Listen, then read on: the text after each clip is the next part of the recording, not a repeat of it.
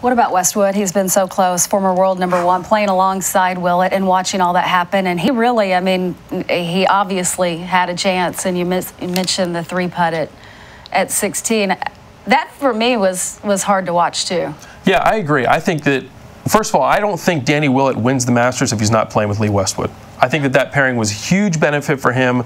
They're both friends. They're both Chubby Chandler players, and I think that it really helped calm his nerves, especially coming down the stretch, to have a familiar face across the tee box. But in terms of Westwood, I mean, I really didn't think that he was going to get another crack at a major. Coming into this week, he barely qualified for the tournament via the world rankings.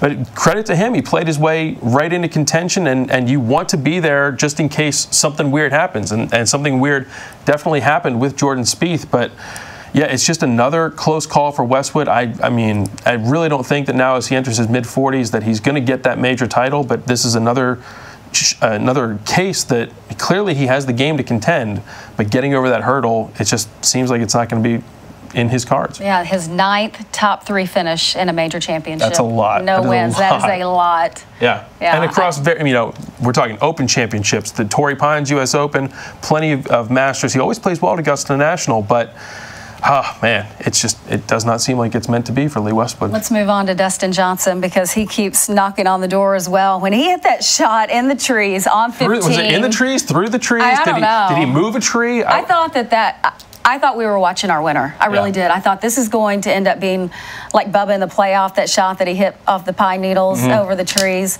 I thought this is going to be one of the most memorable shots, one of the most clutch shots in Masters history. Yeah, no, I thought he was going to make that putt. Oh, I did too, except for the fact that he had missed the other ones, leaving him right in the jaws. But you're right. This felt like this is the exact scenario that Dustin Johnson or even Westwood or a guy like Sergio maybe would need in order to win a major. No expectations, no pressure of leading for almost the entire tournament. And then with 3 holes to go, it falls into his lap. And can you just get it across the finish line?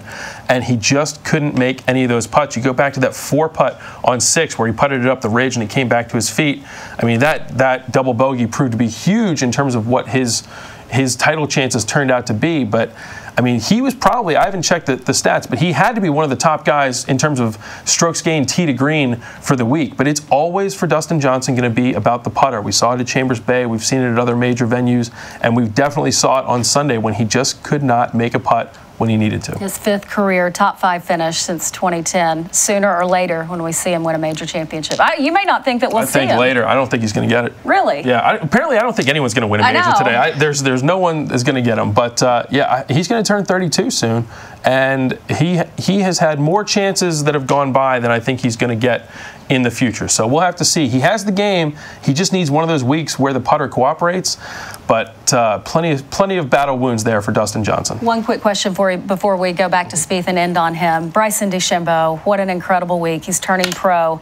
I know he was disappointed with his Saturday performance, but this is a guy who I mean, we're obviously going to see him win quite a few PGA Tour titles. I'll go with that. Will we see him slip on the green jacket pretty soon?